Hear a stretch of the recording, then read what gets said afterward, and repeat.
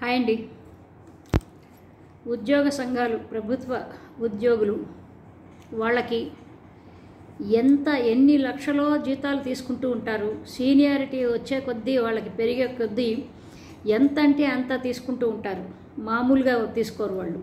అయినా కానీ వాళ్ళకి ఇంకా అసలు ఎన్ని పెర్క్స్, ఎన్నెన్ని రకాలైన డబ్బులో అటు ఇటుగాను దాని ఆ టీఏలని డిఏలని అవని ఇవ్వని అసలు మామూలుగా కాదు. అయినా కానీ వాళ్ళు ఇంకా ఏదో అసలు ఇంకా ఏదో ఆకలిగొన్న పులుల్లాగాను ఆబగా ఎదురు చూస్తూ ఉంటారు.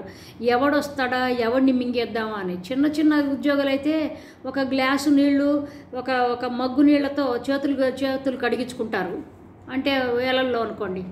పెద్ద ఉద్యోగాలు అంటే వాళ్ళకి గ్లాసులు మగ్గులు పనికిరావండి. వాళ్ళ చేతులు తడపాలంటే వాళ్ళని ఏకంగా బకెట్లతోనే తడపాలన్నమాట. లక్షల్లో ఉంటాయి. కాబట్టి ఎందుకు చెప్తున్నాను అంటే రెవెన్యూ డిపార్ట్మెంట్లో ఇది ఎక్కువగా ఉంటుంది. ఇది ముఖ్యంగా నేను నా కళ్ళారా చూసిన కొన్ని కేసులతో దాన్ని బేస్ చేసుకుని చెప్తున్నా. వీళ్ళకి లక్షల్లో ఉన్న ఉద్యోగం, వాళ్ళకి అన్ని రకాల బెనిఫిట్స్, వాళ్ళకి అన్నీ కూడాను ఫ్రీ. వాళ్ళకి కార్లు అవి ఇవి మొత్తం పెట్రోలు గీట్రోలు అన్నీను మొత్తం తెల్లారు లేచినప్పటి నుంచి గవర్నమెంట్ మీదే ఆధారపడి ఉంటారు. ఇంకా ఏవో కావాలని గొంతెమ్మ కోరికలు కోరుతూ ఉంటారు. లేకపోతే ఉన్న గవర్నమెంట్ల మీద బ్లాక్మెయిల్ చేస్తూ ఉంటారు అన్నమాట. వీళ్ళందరికీ, ఇట్లాంటి వాళ్ళందరికీ కరెక్ట్ పర్సన్ ఎవరంటే చంద్రబాబు నాయుడు గారే కరెక్ట్ వీళ్ళకి. ఎందుకంటే కిందటిసారి ఈ ఉద్యోగస్తులు అసలు యాక్చువల్గా బీపీఎస్ ఉండేదండి, బెనిఫిట్ పెన్షన్ స్కీమ్ అని. 2020 ప్రాంతంలో చేసిందంటే సెంట్రల్ గవర్నమెంటు సిపిఎస్ తీసుకొచ్చింది, కంట్రిబ్యూషన్ పెన్షన్ స్కీమ్. సరే, అది ఏదో వయబుల్గా లేదు అని జగన్మోహన్ రెడ్డి గారు ప్రభుత్వం ఏదో వాళ్ళతో వీళ్ళు చర్చలు చేసింది. జగన్మోహన్ రెడ్డి గారు ఎప్పుడు కూడా సొంత నిర్ణయాలు తీసుకోలేదు. ఆయన ఏకపక్షంగా నిర్ణయాలు తీసుకోకుండా వాళ్ళతో అప్పుడప్పుడు స్పొరాడిక్గా, అప్పుడప్పుడు చెదురు మొదరుగాను వాళ్ళతో చర్చించి వాళ్ళకి ఒక రకమైన సొల్యూషన్ తీసుకొచ్చింది. జీపీఎఫ్, గ్యారంటీ పెన్షన్ స్కీమ్ తీసుకొచ్చింది. సరే, బాగానే ఉంది. అప్పుడు ఏం చేశారు, వీళ్ళందరూ మూతులు ముడుచుకున్నారు. వారు ఉద్యోగస్తులందరూ, ఉపాధ్యాయులు అవ్వచ్చు, లేకపోతే ఈ ప్రభుత్వ ఉద్యోగస్తులు అందరూ, ఉపాధ్యాయులు కూడా ప్రభుత్వ ఉద్యోగస్తులే కాబట్టి వీళ్ళందరూ నచ్చలా. ఎందుకంటే కొత్తగా వచ్చాడు కదా ఆయన, అందుకని ఈయనకేదో కొత్తగా వచ్చాడు, కొత్త ఊర్లోకి కొత్తగా ఎవడన్నా వస్తే వాడిని కొత్తగా ఇంత వింతగా చూస్తారు, విచిత్రంగా చూస్తారు కదా. అట్లాగూ వాళ్ళకి ఒక రకమైన సులువు, ఒక చులకన భావం అన్నమాట వాళ్ళకి. కాబట్టి జగన్మోహన్ రెడ్డి గారు కూడాను ఏదో స్కీములు చేస్తున్నాడు పాపం అనుకున్నాడు. వీళ్ళ ద్వారే కదా ఇంప్లిమెంటేషన్ అవ్వాలి అని ఆయన కూడాను వీళ్ళని అయ్యా బాబు అని అన్న అంటూ ఏదో అయ్యా బాబు అంటే వీళ్ళకి నచ్చలా, నెత్తినెక్కి కూర్చున్నారు. సరే, బాగానే ఉంది. అయితే దీనికి తగ్గట్టుగాను అగ్నికి ఆజ్యం పోసినట్టు ఒకవైపు చంద్రబాబు నాయుడు గారు, ఒకవైపు పవన్ కళ్యాణ్ ఇద్దరు కలిసి మేము బాగా చేస్తాం, అసలు ఈ జగన్మోహన్ రెడ్డి సిపిఎస్ రద్దు చేయటం ఏంటి, అసలు ఇదేంటి జీపీఎస్ తేవటం ఏంటి, అది ఇదని వాళ్ళకి ఎక్కిచ్చారు. అప్పుడు ఏం చేశారు వాళ్ళు, ఓహో వీళ్ళేదో చాలా గొప్పగా చేయబోతున్నారు వీళ్ళిద్దరూ. అందులో పవన్ కళ్యాణ్ అంటే చాలా ఆయన ఆనెస్టీకి అసలు మారుపేరు. ఒక కాయనికి పవన్ కళ్యాణ్ బొమ్మ ఉంటే వెనకాల ఆ కాయన వెనకాల మాత్రం ఆనెస్టీ ఉంటుంది అని అనుకున్నారు. ఎందుకంటే ఆయన చేసిన సినిమాలు అట్లాంటివి కాబట్టి. సరే, సినిమాలు హీరోలు అందరూ అట్లాగే చేస్తుంటారు, కానీ పవన్ కళ్యాణ్ మీద అందరికీ ఎందుకో చాలా ఎక్కువ ప్రేమ. సరే, ఆ ప్రేమ ఉండనివ్వండి, కానీ మామూలు వేసే వేషాలకి సినిమాల్లో వేసే వేషాలకి నిజ జీవితానికి చాలా తేడా ఉంటుంది అనేది తెలుసుకోలేకపోయినంతకాలం ఇట్లాగే ఉంటుంది.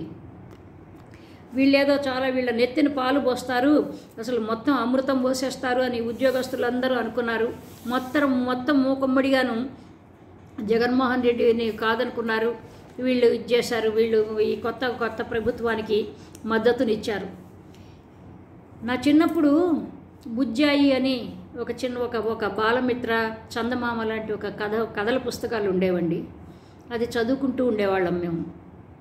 ఆ బుజ్జాయి కథ ఆ పుస్తకం ఎవరు నడిపేవాళ్ళంటే దేవులపల్లి కృష్ణశాస్త్రి గారు ఉన్నారు కదా, వాళ్ళ అబ్బాయి నడిపేవాడు, ఆయన పేరు బుజ్జాయి అనుకుంటాను.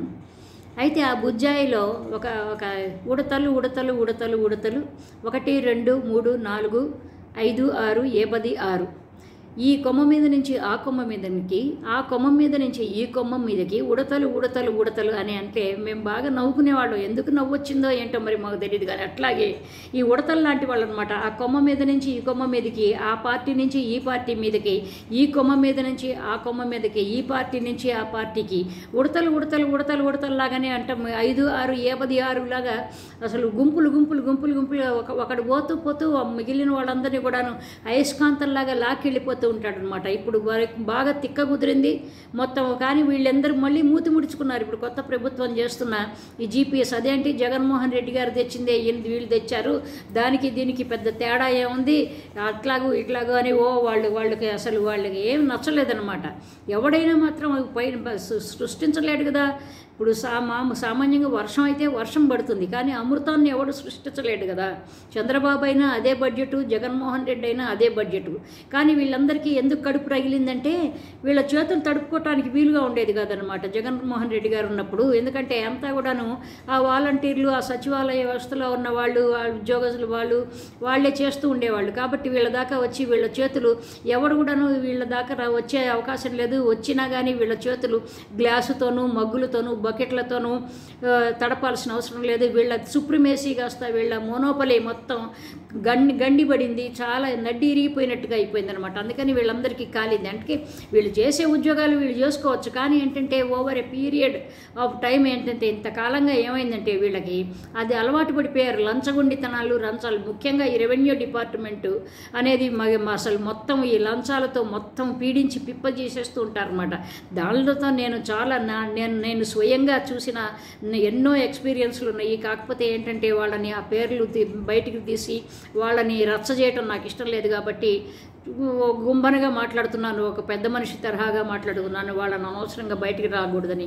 ఇదే రెవెన్యూ డిపార్ట్మెంట్లో, ఇదే ఈస్ట్ గోదావరి జిల్లాలో కొంతమంది చేసిన అకృత్యాలు, అరాచకాలు అసలు ఎన్నో వీడియోలు చేయొచ్చు అనమాట. అది కాకపోతే ఏంటంటే చావనివ్వండి, ఎవడి కర్మ వాడే అనుభవిస్తాడు, ఎవడి చావు వాడి చేస్తాడు. కానీ ఏంటంటే వీళ్ళు ఏం చేస్తారంటే వీళ్ళు బ్లాక్మెయిలర్స్ అనమాట. ఎందుకంటే గవర్నమెంట్ వచ్చి చీఫ్ మినిస్టర్ ఏదో చెప్తాడు, ఏదో జీవో తెస్తాడు, ఆ జీవోని అమలు చేయాల్సింది ఎవరంటే ఉద్యోగస్తులే. కానీ మేము ఉద్యోగంలో ఉన్నాం కదా, మేము ఉద్యోగస్తులం కదా, మా చేత మీదే ఇవన్నీ అమలు జరగాలి కదా అని ఇట్లా బ్లాక్మెయిల్ చేస్తూ ఉంటారనమాట. కాబట్టి వీళ్ళకి ఎప్పుడు కూడా ఇది శాస్తి జరగాలంటే ఏం లేదు. చివరికి ఏం చేస్తాడు, ఆ బుల్లెట్ గన్స్ తీసుకొచ్చి లేకపోతే గుర్రాల మీద నుంచి తొక్కిచ్చి అట్లాంటివి చేస్తే తిక్క శుభ్రంగా మంచిగా వీళ్ళందరూ ఇవి చేయాలంటే కరెక్టే. చంద్రబాబే కరెక్ట్ మొగుడు అంటా నేను. మొగుడు అంటే తప్పుగా అనుకోకండి, కరెక్ట్ పర్సన్ అనేది ఆయనే అనమాట. కాబట్టి వీళ్ళందరికీ తిక్క కుదిరించాలంటే వాళ్ళకి అదే అవుతుంది. ఈ ఉడతల బ్యాచ్ అంతా కూడాను మామూలుగా నోరు మూసుకుని ఒక పులుల్లాగా, ఒక సింహాల్లో ఒక చోట కూర్చుని పనులు చేసుకుంటూ ఉంటారు. వాళ్ళకి చెప్పబడిన పనులు వాళ్ళు చేసుకుంటూ వాళ్ళు ఏదో వాళ్ళ జీతాలు చేసుకుని వెళ్ళిపోవాలి అంతే. అంతేగాని ప్రజలను పీల్చి పిప్పి చేయకూడదు. జలగల్లాగా పట్టుకు పీడిస్తూ ఉంటారు వీళ్ళు. కాబట్టి ఏంటంటే ఇది చాలా మంచి పని. జీపీఎస్ కరెక్ట్గా చేశాడు ఆయన చంద్రబాబు గారు. ఎందుకంటే జగన్మోహన్ రెడ్డి కూడా అదే చేశాడు. నేను సిపిఎస్ నేను తీసుకురాలేనండి, సాధ్యమైనంత వరకు నేను ఇప్పుడు చేస్తాను, కానీ ఇంకా ముందు ఏదన్నా కుదిరితే చేస్తాను అని చెప్పాడు. సో అదండి సంగతి. ఇంకొక మంచి టాపిక్తో మళ్ళీ కలుద్దాం. బై అండి, లవ్ యూ ఆల్, బై.